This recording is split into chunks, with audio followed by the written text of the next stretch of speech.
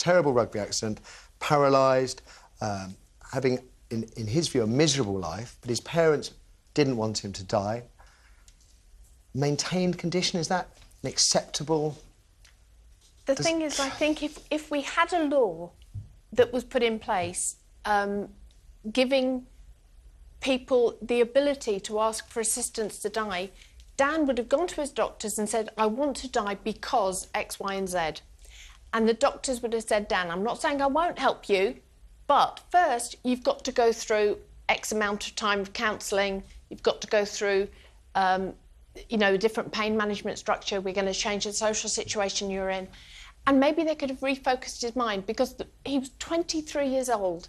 He identified himself by his physicality, and it was only 18 months since he'd had a catastrophic accident. I think it was too early. So are you suggesting then that if there was a review board, that it may have actually, in that particular instance, have denied him the right to an assisted suicide? I think it could have delayed him having the right, because I think it would have been able to set... The doctors could have said, we're not saying we won't help you, but first you must do counselling because you're not terminally ill and the physical pain is not unbearable. OK, I'm getting you. Mel, what do you think? Oh, it's a huge, huge issue, and I think, as Debbie's pointed out already, each case seems to bring its own problems and subjects for debate. I have to say, my kind of knee-jerk reaction is to be slightly... I can't really... I couldn't do it. I couldn't do it. I couldn't help somebody do it. I couldn't have it done to me. I just... But perhaps one of the reasons for that may be that there is this grey area in the law, that the law says helping someone to die is illegal. I don't see it as a grey area. I just think it's killing somebody. Can I say something? Go on, Debbie. When homosexuality and abortion were made legal, they weren't made compulsory. And I think that allowing assisted dying with safeguards and proper discussion and alternatives, you know, spiritual, social and medical advice to explore alternatives, it doesn't mean that everyone who is terminally ill is going to be, you know, shoved off this mortal coil. No, I understand. I mean, I've just got loads of questions. You know, I wonder about ask. Yeah, you know, I worry about the psychological effects on the people left behind. How assisted would some suicides be? You talked about it, you know, the guidelines yesterday, the motivations of the person doing it as opposed to the character of the person who is going to die. And I've got a friend, you know, who had a terrible accident. He's now tetraplegic, and as far as he's concerned, his life was pretty terminal. He didn't have a terminal illness, but for all intents and purposes, you know, his life was kind of gone. And he talked a lot about suicide. He talked to his friends about it and his family, and he met somebody and he fell in love. And he's now extremely happy. And you know, I just dread to think if he'd done something or asked somebody to do it for him, he'd never have had this kind of new life. OK. And Narina, what's your view on this?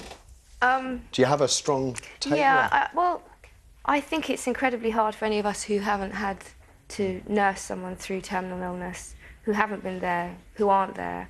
I think, Debbie, you're incredibly courageous. I can't begin to understand.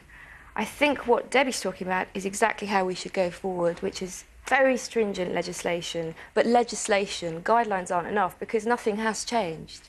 We're still calling mercy killing illegal, assisted suicide is still illegal. But I think you have to respect the views of people. I know that the spokesman for Scope yesterday felt very strongly that we weren't paying enough attention to people who disable vulnerable members of society who might feel that legislation like this could lead to a slippery slope. So it's great, it's a massive grey area. It's a very emotive issue.